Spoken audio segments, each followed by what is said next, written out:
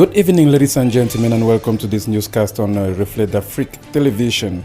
Let's start with health news in Cameroon, where government calls for vigilance despite 94% recovery rate. The level of implementation of a government's response strategy against the coronavirus in Cameroon has been presented to the public during a joint press briefing by the Minister of Communication, Minister of Public Health, Minister of Decentralization and Local Development. The press conference, which comes 2 weeks to the start of the 2020-2021 school year, sought to establish a clear overview of the situation and strategize on the way forward. Communication Minister and Government spokesperson René Emmanuel Sadi said the recovery rate is more than 94%. He added that the government is in control of the situation but urges Cameroonians to remain vigilant. The Minister of Decentralization and Local Development, George Elanga-Obam, outlined activities carried out by his ministry in the fight against the coronavirus pandemic in Cameroon to include the creation of municipal response committees, raising of awareness on good hygiene practices, continued disinfection of public spaces, prohibition of sales on bare ground. These activities are implemented on the ground by mayors who are leaving no chance to ensure their municipalities are COVID-19 free. Statistics from the Delegate General for National Security, Martin Gele, gave a global picture of protective measures at points of entries into the country in a bid to prevent importation of the virus. He also presented results of a survey carried out by the General Delegation for National Security amongst the population, which shows that 30% of people trust the traditional pharmacopoeia, 23% think that the pandemic is under control, 15% believe that COVID-19 is not as serious, 10% think that COVID-19 does not exist. The Minister of Public Health, Manauda Malachi, elaborated in the 3T, tracking, testing and treating strategy adopted by the ministry that involves going to the population, getting them tested, especially in public, and those infected are immediately put on treatment.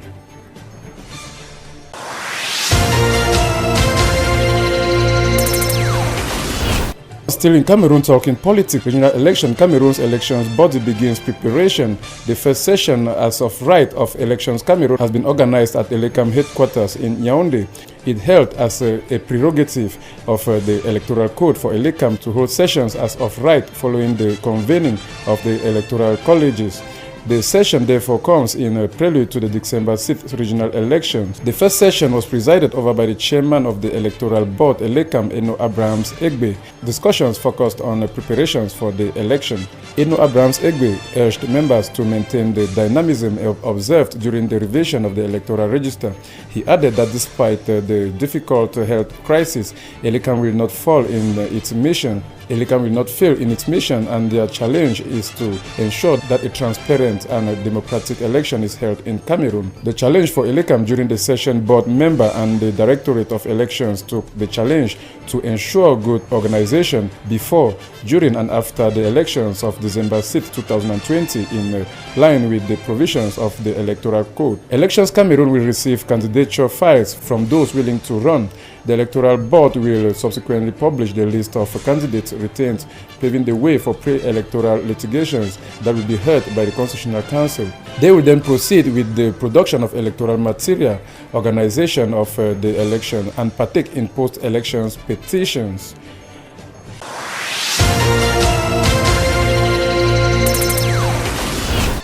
And still in Cameroon basic education, the Ministry of Basic Education has organized the 15th session of the National Commission for Private Basic Education. It sought to develop a new partnership for greater efficiency in private education sector.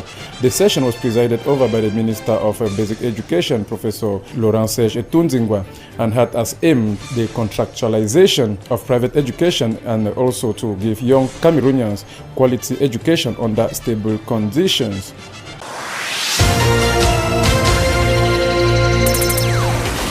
And now let's move to Mozambique, where the authorities in Mozambique have promised to investigate a video showing people dressed in army uniforms beating and killing a naked woman in the restive gas-rich Cabo Delgado province.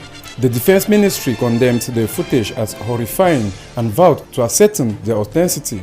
Rights groups have also condemned the killing. Mozambique has been battling an Islamist militant group in the north for 3 years. Its army has been accused of human rights abuses as it tries to put down the insurgency. The government denies the accusations. The 2-minute-long clip of killing was shared by several right groups on Monday. In it, a group of men wearing army uniforms surround a woman. One hits her on the head and body with a stick several times before others shoot. Last week, Amnesty International said it had analyzed and verified videos showing attempted beheadings, torture and other ill treatment of prisoners, the dismemberment of alleged opposition fighters, and possible extrajudicial executions. But the government has denied the allegations, saying that the insurgents are known to impersonate soldiers. Cabo Delgado is home to one of Africa's biggest liquefied natural gas projects.